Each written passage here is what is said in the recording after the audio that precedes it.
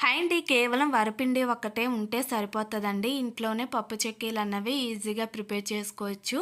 ఎప్పుడైనా నోటికి కారంగా, క్రిస్పీగా తినాలనిపించినప్పుడు ఒక్కసారి వరిపిండితో ఈ పప్పు చెక్కీలైతే ప్రిపేర్ చేసుకోండి.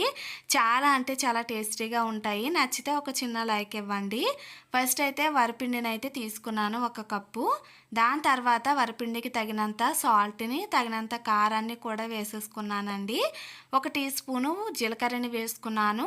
దాని తర్వాత 4, 5 వెల్లుల్లి రెబ్బలు ఇలా దంచేసి వేసుకున్నానండి. 1 గంట ముందు నానబెట్టుకున్నానండి పచ్చిశనగపప్పు. నాకైతే బాగా నానింది. సో, దాన్ని కూడా ఇలా శుభ్రంగా కడిగేసి వేసేసుకోండి. ఇలా మొత్తం అన్నీ వేసుకున్న తర్వాత బాగా ఒకసారి కలిపేసుకోండి అన్నీ కలిసేలాగా.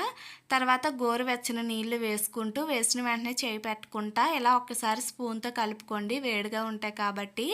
దాని తర్వాత చేతితోటైతే ఇలా కలుపుకోండి. ఇలా మనము జంతికలకి పిండిని ఎలా అయితే ప్రిపేర్ చేసుకుంటామో అదే కన్సిస్టెన్సీలోని పిండినైతే ఇలా కలిపేసుకోండి. సో, ఇలా కలుపుకున్న తర్వాత చెక్కీలకి చిన్న సైజులోని ఉండలైతే చుట్టేసుకోండి. ఇలా ఉండలైతే చుట్టుకున్న తర్వాత మనము బయట నుంచి సరుకులు తెచ్చుకుంటాం కదండీ, చిన్న కవర్లు. సో, అలాంటి కవర్ని అయితే తీసుకొని కవర్ మధ్యలోని చేతికి కూడా ఆయిల్ అప్లై చేసుకొని కవర్ మధ్యలో ఇలా ఉండనైతే పెట్టేసుకొని జస్ట్ చేతితోటి ఇలా ప్రెస్ చేసుకుంటే చెక్కీలాగా వస్తుందండి. తర్వాత కవర్ నుంచి ఈజీగా వచ్చేస్తుంది ఈ చెక్కీ అయితే. ఇలా ప్రిపేర్ చేసుకోండి. వేడిగా మరుగుతున్న ఆయిల్లోని ప్రిపేర్ చేసుకున్న వెంటనే వేసేసుకోండి.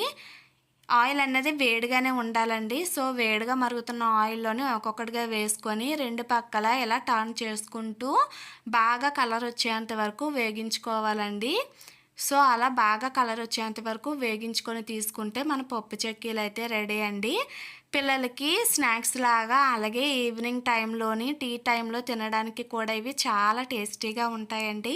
ఒక్కసారి ఇలా వరిపిండితో పప్పు చెక్కీలు ట్రై చేసి ఎలా వచ్చాయో కామెంట్ చేయండి. మరిన్ని వీడియోస్ కోసం మన ఛానల్ అయితే లైక్ చేసుకొని ఫాలో చేయడం మర్చిపోకండి.